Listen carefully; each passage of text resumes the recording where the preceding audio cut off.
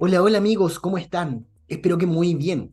Esta semana vamos a conversar un tema que me han estado pidiendo, que hemos conversado con varias personas, con varios pacientes, que me han dicho, por favor, doc, trate de tocar el tema directo de la diabetes, ya porque queremos saber más cosas de diabetes. Me dejaron algunas preguntas, yo agregué algunas otras, y la idea es que el día de hoy podamos hacer una presentación donde yo les pueda ir respondiendo una serie de preguntas típicas que muchos pacientes nos hacen a nosotros como profesionales de salud de, de temas que tienen que ver específicamente con la diabetes. ¿Ya? Para eso entonces yo les voy a em, compartir una presentación donde la idea es que podamos ir respondiendo algunas preguntas. ¿Ya? Lo primero, ¿qué es la diabetes? La diabetes es una enfermedad crónica, ya que afecta en cómo funciona el metabolismo de la glucosa, del azúcar en la sangre. ¿Ya? Esto puede se puede alterar por problemas que tienen que ver en la generación de la insulina y por lo tanto que no haya insulina o que falte insulina, que es lo que le pasa a un diabético tipo 1, o puede tener que ver con problemas en relación a que aparezcan mecanismos que van generando resistencia a la insulina, que es lo más frecuente en la diabetes tipo 2. Esta diabetes, la tipo 2, es lejos la más frecuente en la población. Hasta el 90% de los diabéticos tienen diabetes tipo 2. Efectivamente hay otras diabetes, hay otros tipos de diabetes que son la diabetes gestacional, que da solo en embarazo, la diabetes tipo LADA, la diabetes tipo MODI, que tienen algunas características distintas y que quizás no vamos a profundizar en este video. En este video nos vamos a enfocar principalmente en diabetes tipo 1, tipo 2, y la idea es responder los temas principales de la diabetes. Entonces, ¿qué es la diabetes? Esta enfermedad entonces común con pérdida progresiva de la generación de insulina que altera entonces el funcionamiento de la glicemia, del azúcar en la sangre, y que aunque en la mayoría de los pacientes son asintomáticos, vamos a ver que muchos empiezan a aparecer algunos síntomas clásicos de la diabetes. ¿Ya? ¿Cuáles son los diferentes tipos de diabetes? Mencionamos entonces la diabetes tipo 1 y tipo 2, que son las diabetes más frecuentes que vemos. Les mencioné los otros tipos de diabetes que trataremos de ir mencionando en forma bien superficial. ¿Ya? De ahí, ¿cuáles son los síntomas principales de la diabetes? Aunque yo les decía que la mayoría de las personas, la diabetes parte asintomática, algunos síntomas que pueden dar las hiperglicemias, o sea, cuando las glicemias están altas, son la poliuria, o sea, que el paciente orina mucho, la polidipsia, eh, la visión borrosa, la nicturia, la pérdida de peso. Entonces, la teoría clásica, el paciente tiene mucha sed, mucha hambre y orina mucho. Eso es lo típico entonces que uno ve en un paciente diabético que a veces nos hace enfocar y dirigir el esfuerzo entonces hacia esta sospecha de diabetes.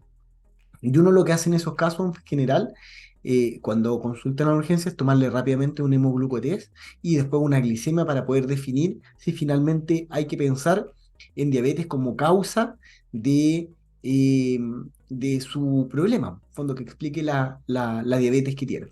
¿No? Otras cosas podrían ser fatiga, podrían ser que las heridas cicatrizan más lento, ¿no? En fondo una alteración en la cicatrización, pero en fondo esos son los síntomas principales. De ahí, ¿cómo se diagnostica la diabetes?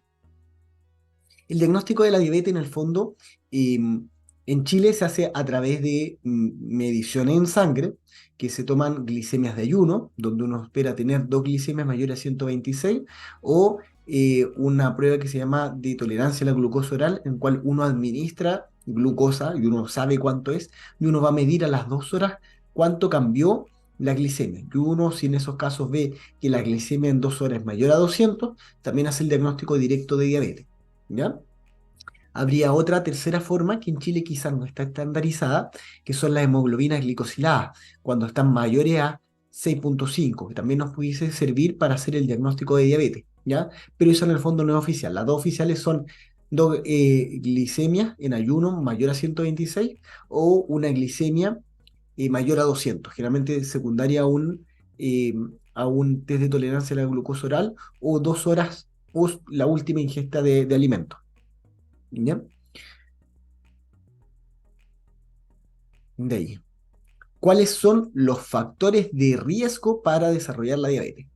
Aunque hay varios factores de riesgo, los factores de riesgo incluyen antecedentes familiares, obesidad, falta de actividad física, edad avanzada, entre otros, ¿ya?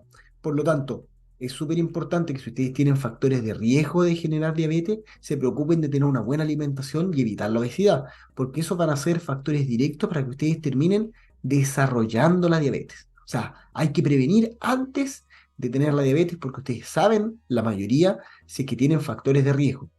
Si ustedes son diabéticos, también díganle a sus hijos, díganle a sus nietos que se preocupen desde ya de la ingesta de sales, perdón, de azúcar simple, de la ingesta en fondo de golosinas, de hacer deporte y de cuidar el peso. Y eso nos va a ayudar mucho a reducir el riesgo de diabetes, al menos la diabetes tipo 2, que es la que de verdad podemos hacer prevención. ¿Ya? De ahí, ¿qué es la diabetes hereditaria? Sí, tal cual me lo han preguntado. Perdón, si es hereditaria. Y sí, la respuesta es que la diabetes tiene un componente hereditario en el cual si tus papás, si tu familia en el fondo tienen diabetes, tú tienes más riesgo de tener la enfermedad y de poder desarrollarla. Por lo mismo es que es importante que si ustedes tienen eh, factores familiares de riesgo, se cuiden desde temprano. De ahí, ¿cuál es el papel de la insulina en el control de la glucosa en la sangre? Nosotros todos generamos insulina en forma normal que se secreta desde el páncreas, ¿ya? Y la insulina es la hormona que permite la regulación de la glicemia en la sangre, ya que esta permite que la glucosa ingrese a la célula para poder ser utilizada como fuente de energía. En la diabetes, este proceso en el cual la insulina actúa en las células para que las células guarden, almacenen la glucosa, se ve afectado. Entonces, tenemos niveles de glicemia más altos porque tenemos alteraciones desde los niveles de insulina. ¿Mm? ¿Cuál es el objetivo de mantener niveles de azúcar en sangre dentro de rango normal? Mantener los niveles de glicemia normales nos ayuda a prevenir las complicaciones de la diabetes, porque ustedes tienen que recordar que la diabetes tiene complicaciones al corto plazo y al largo plazo.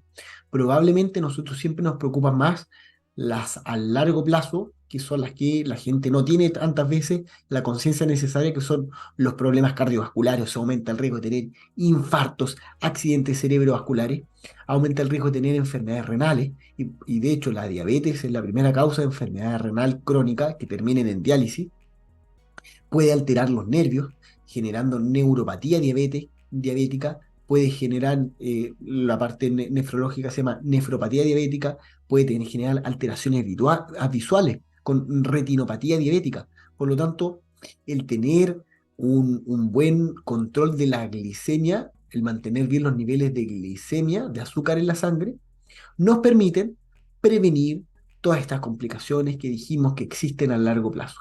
Y por eso uno trata de buscar siempre que tengan los hemoglucotés y la glicemia en el fondo adecuadas, donde uno llamaría adecuado ojalá en las mañanas entre 70 y 140 y en las tardes podría ser entre 70 y 160 precomidas, en fondo, en ayuno. De ahí, ¿qué tipos de cambios de estilo de vida son necesarios para controlar la diabetes? ¿Son importantes los cambios de estilo de vida? Sí, po, ¿ya? Porque en el fondo los cambios de estilo de vida nos permiten tener una vida más equilibrada y esos cambios de estilo de vida incluyen una dieta saludable, o sea, baja en azúcar y que en el fondo con menos ingesta calórica, incluye ejercicio, porque el ejercicio regular nos ayuda a prevenir la diabetes, incluye control del estrés, incluye evitar el tabaco, incluye el alcohol en exceso, porque todas esas cosas pueden aumentar el riesgo de generar diabetes. De ahí, ¿cuál es la importancia de la dieta en el control de la diabetes? Ya, súper importante. Súper importante porque finalmente la dieta cumple el papel directo de ayudar en los niveles de azúcar en sangre. Si ustedes comen mucho azúcar simple, van a estar siempre disparando los niveles de glicemia en sangre. Por lo tanto, la insulina nunca va a poder regular bien y ajustar adecuadamente sus niveles, generando una serie de complicaciones. Por eso es importante que ustedes puedan tener un buen manejo de la diabetes. Después, ¿qué ejercicios son recomendables para las personas con diabetes.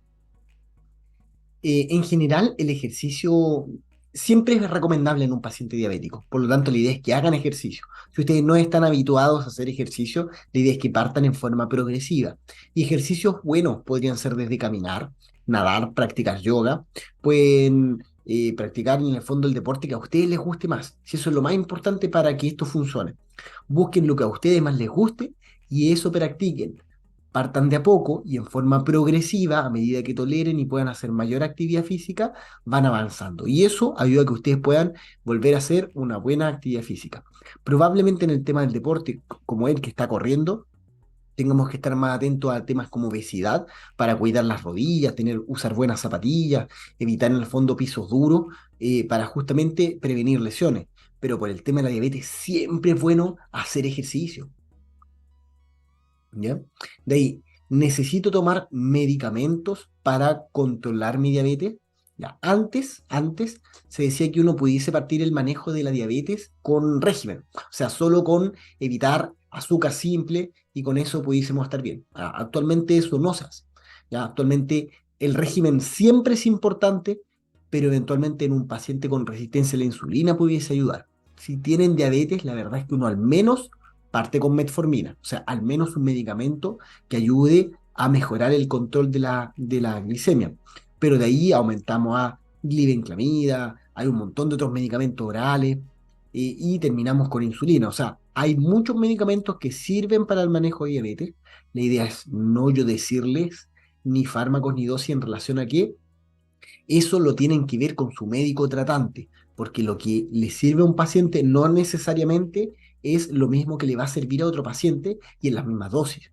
Por lo mismo es importante que ustedes se controlen para ver con qué fármacos van a andar mejor, porque uno incluso con la hemoglobina glicosilada puede hacer el cálculo de cuánto pudiese bajar y por lo tanto qué fármacos vamos a requerir para que anden mejor, ¿ya? Pero en general, sí es necesario tomar medicamentos para el manejo de la diabetes. De ahí, ¿cuáles son los medicamentos comunes para la diabetes y cómo funcionan? Ya, hay varios medicamentos. Algunos de los medicamentos comunes pueden ser la metformina, que les mencioné, la insulina, y que en el fondo lo que hacen son dos cosas.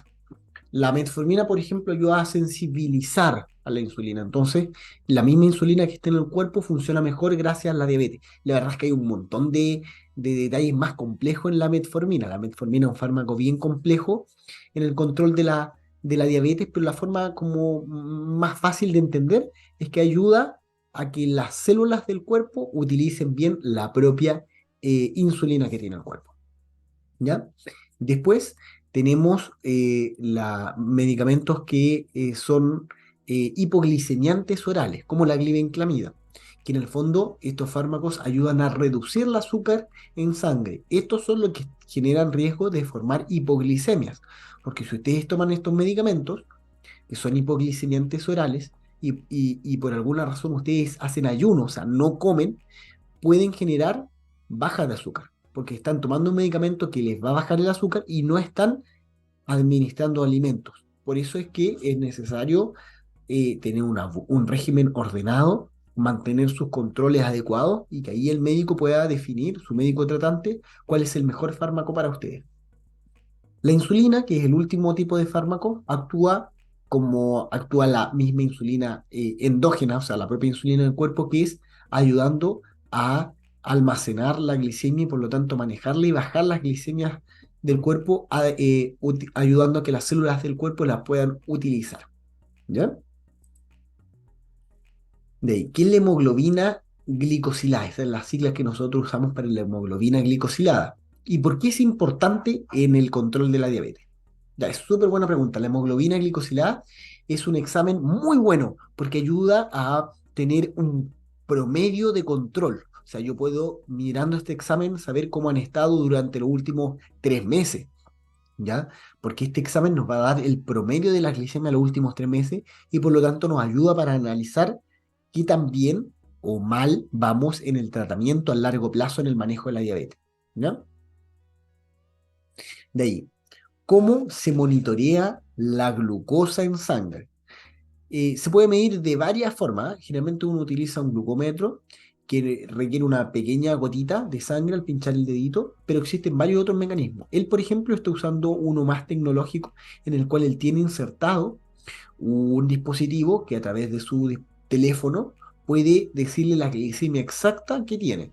Ya, este es un dispositivo avanzado. Generalmente las personas ocupan glucotest para poder medir su glicemia.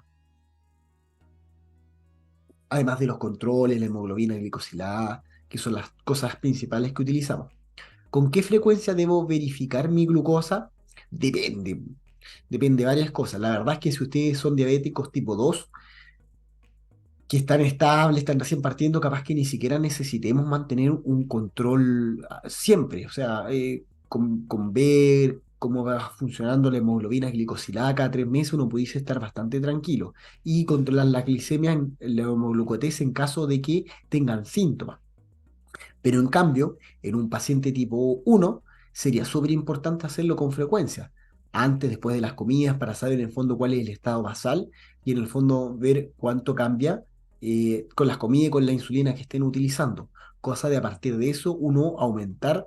En un paciente con diabetes tipo 1 uno utiliza insulinas lentas combinadas con insulinas rápidas. Entonces ahí uno puede ajustar la insulina lenta para el basal y insulinas rápidas según las glicemias que tengan pre y post comida para lograr ahí un buen ajuste. Entonces, un diabético tipo 1 tiene que hacer con mucho más frecuencia que un diabético tipo 2. ¿Mm? ¿Qué hacer con mi nivel de azúcar en sangre si está demasiado alto o demasiado bajo? Ya en el fondo, si ustedes ven que las glicemias están muy altas, o sea, mayores a 200 o bajas, menores a 70, es necesario que ajustemos. O sea, si ustedes tienen síntomas, sí o sí ir a la urgencia. Si está la glicemia muy baja, lo primero consumir algo que genere que absorban azúcar simple rápido, un dulce, un vaso con agua, con azúcar, puede ayudarnos a aumentar rápidamente los niveles de glicemia para salir de esa urgencia por la hipoglicemia y si están altos, con más razón necesitamos ajustes con medicamentos o con insulina, ¿ya? Y esos son como los manejos en agudo. Y a largo plazo lo importante es el control para que vayan ajustando bien el manejo de la diabetes, ¿ya? De ahí, ¿cuál es la relación entre la diabetes y las complicaciones a largo plazo? Bueno, yo les mencioné que en el fondo la diabetes puede generar varios problemas a largo plazo, ¿ya? Cardíacas, oftalmológicas, renales, entre otras. Por lo tanto, mantener un buen control de la glicemia ayuda a prevenir todas estas complicaciones. Además de eso, tenemos que preocuparnos de tener un buen control de esas presiones, buen control del colesterol, así como un peso adecuado y esto nos va a ayudar a prevenir problemas cardíacos, retinopatía diabética, nefropatía diabética, neuropatías con problemas en los pies, etcétera. Por lo tanto, hay varios problemas que los mencionamos ya. ¿Y qué puedo hacer para prevenir? También ya lo hemos mencionado. Control de las glicemias, control de las presiones, control del colesterol, peso saludable, no fumar, evitar el exceso de alcohol, entre otras cosas, ¿ya? Porque así prevenimos las complicaciones. ¿Cuándo debo ver a un especialista en diabetes?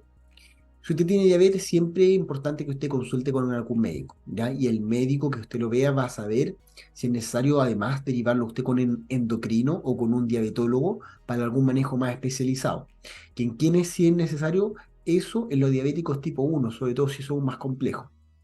Los diabéticos tipo 2 en general los maneja medicina general, medicina interna, sin ningún problema, ¿ya? Pero si ustedes tienen alguna complicación específica, es bueno que consulten primero a sus tratantes y a partir de eso ellos definan si es que es necesario que los deriven con otro especialista. ¿Es posible revertir la diabetes? Esta pregunta también uno la ve harto, ¿ya?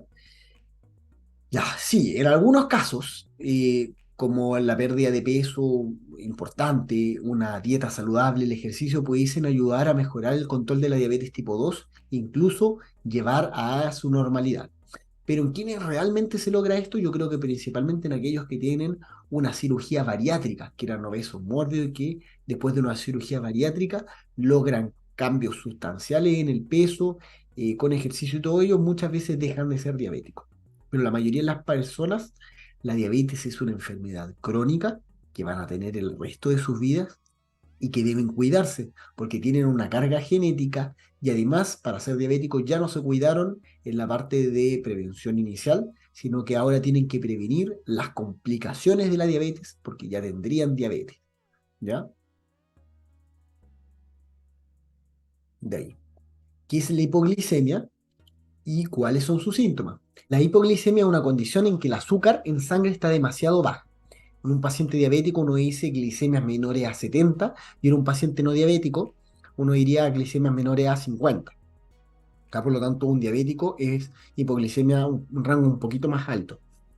Y los síntomas en general son sudoración, temblor, mareos, y cuando son más graves pueden generar confusión, una alteración mental que incluso se están desmayando, en el fondo, tienen lipotimia, ¿ya?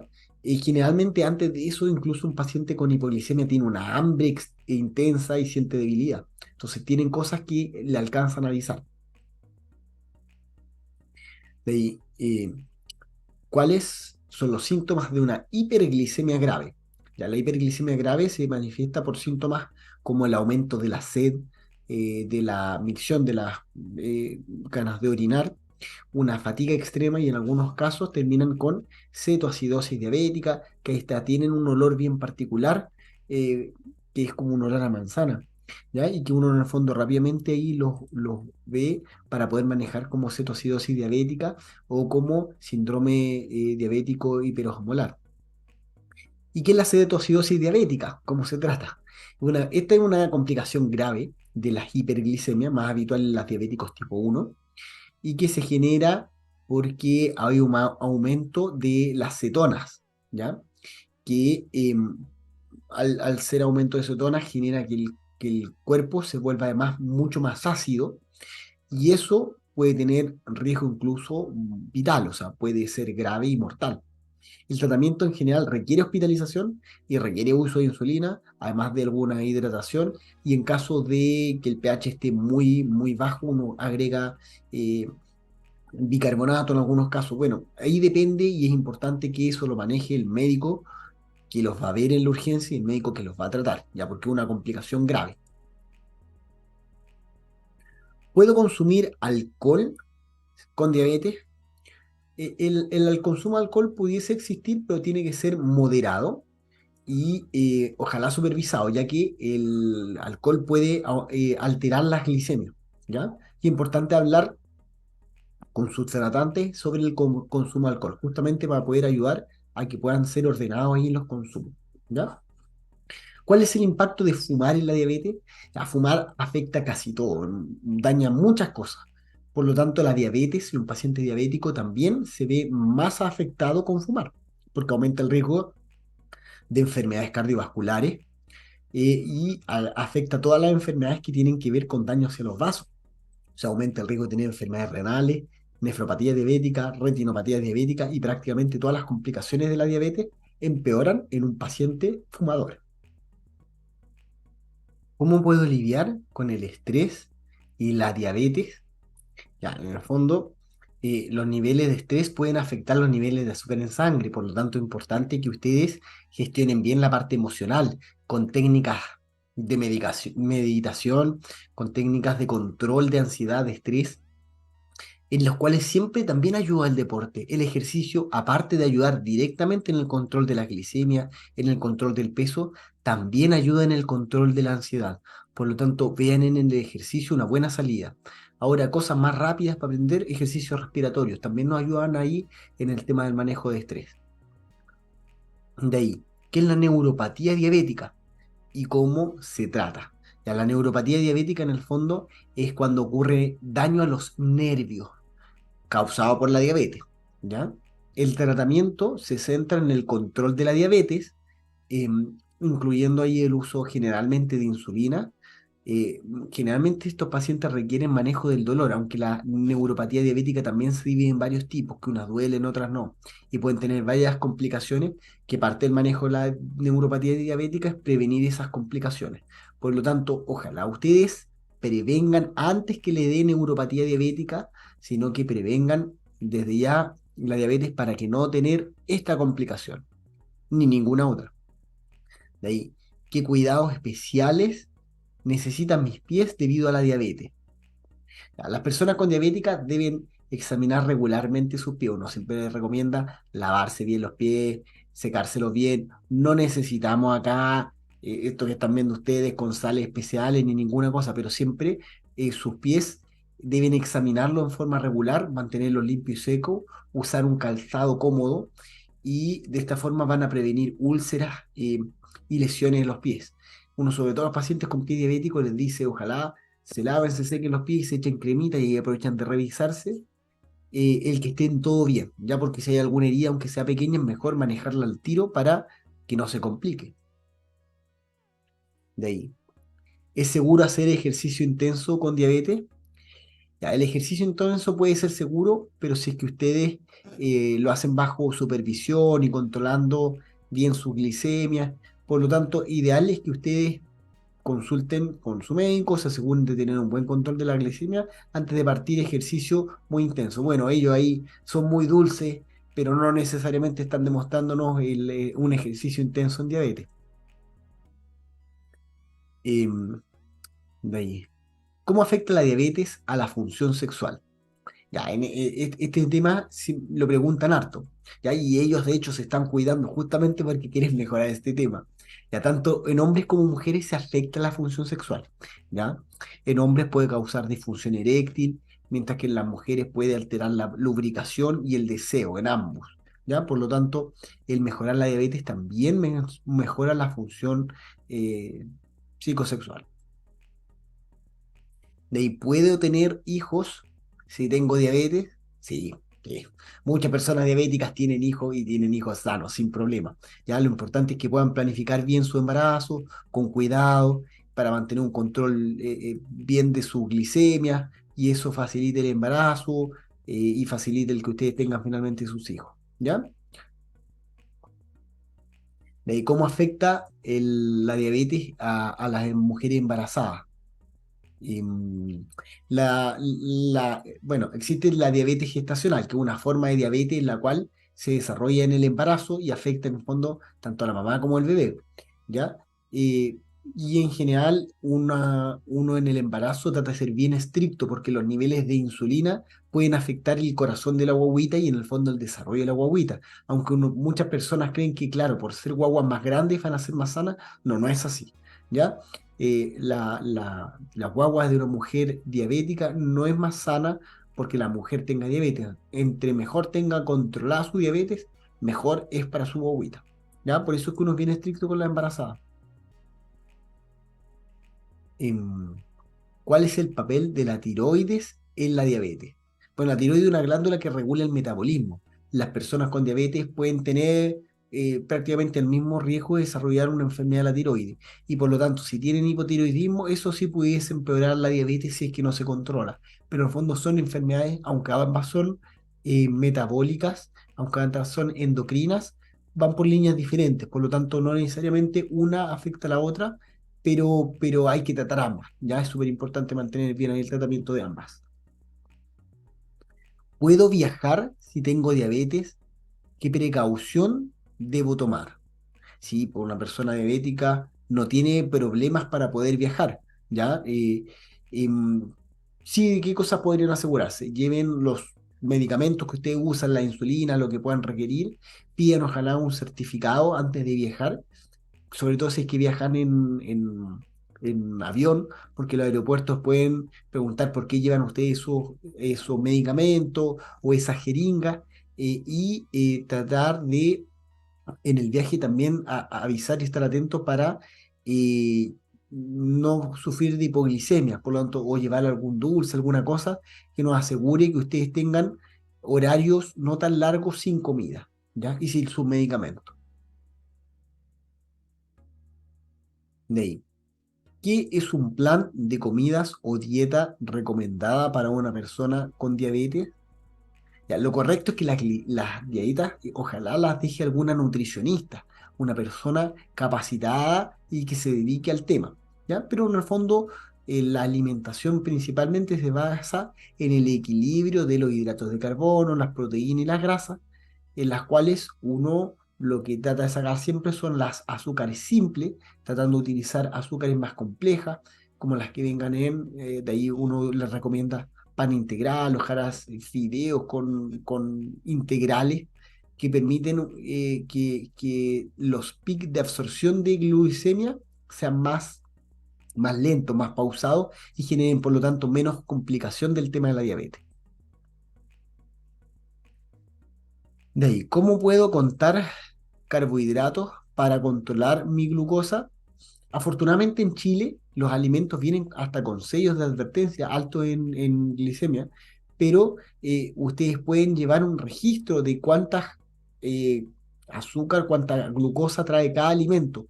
Y esto nos pudiese ayudar a ajustar mejor la dosis de insulina. Esto es súper importante en un diabético tipo 1. Los diabéticos tipo 1 llevan el registro de prácticamente cuántos carbohidratos van a ingerir en su alimento y por lo tanto qué dosis de insulina van a tener que usar en relación a lo que van a consumir, ¿ya? Eh, no es tan fácil, ¿ya? Cuando uno se dedica a eso, o un diabético tipo 1 que lleva tiempo, finalmente le es fácil el cálculo, pero para la mayoría de las personas no. Ahora, si uno quisiera hacerlo, en el reverso de los envases o en el envase de los alimentos hay una tabla con el detalle de cuántos hidratos de carbono, cuánta azúcar trae, y ahí uno puede calcular este detalle, que es un índice glicémico y por qué es importante. Ya, el índice glicémico es la medida que indica cómo un alimento afecta los niveles de azúcar en sangre. Puede ayudar a las personas a elegir alimentos que tengan un menor impacto en lo que comen. ¿Ya? Entonces, para eso sirve principalmente el índice glicémico. ¿Ya? Ahí sabemos qué alimentos afectan más y cuáles alimentos afectan menos. De ahí, ¿existen suplementos o hierbas que pueden ayudar a controlar la diabetes? Sí, existen. La verdad es que uno no es muy fuerte, por lo tanto no voy a recomendar yo alguna hierba en especial. Ya, pero existen algunos suplementos y hierbas como el extracto de canela, la aloe vera, que se han utilizado en relación a los manejos de diabetes, pero eso, ojalá hablarlo con algún profesional que se dedique a esa área, ¿ya? Y aunque ustedes utilicen hierbas, siempre recordar que lo más probado, lo que ha andado mejor, lo que se ha demostrado cambios significativos a largo plazo, son el uso de los medicamentos que les van a indicar sus médicos tratantes. De ahí, ¿cómo puedo mantener un peso saludable con diabetes? Eh, de la misma forma que cualquier otra persona. O sea, para mantener un peso saludable, ustedes tienen que tener una dieta ordenada y hacer ejercicio en forma regular. De hecho, hicimos un video de balance energético donde explicamos que lo importante para mantener el peso y controlar el peso es que ustedes siempre, si es que quieren bajar de peso, gasten más energía de la que eh, consumen desde los alimentos. Y ahí eso permite que ustedes generen un balance negativo que lleve a bajar de peso. Al revés, pues si ustedes quieren subir de peso, tienen que preocuparse de que lo que ingieran sea mayor a lo que gastan. Y ahí eso genera balances positivo o negativo que nos ayuda a regular el peso. ¿Ya? Bueno, ahí respondimos entonces una serie de preguntas del tema de diabetes. Yo espero que a ustedes les pueda servir mucho. Si ustedes tienen más preguntas, por favor, háganlas. Nosotros vamos a estar respondiéndolas también para ustedes. Un abrazo gigante, que les vaya súper bien.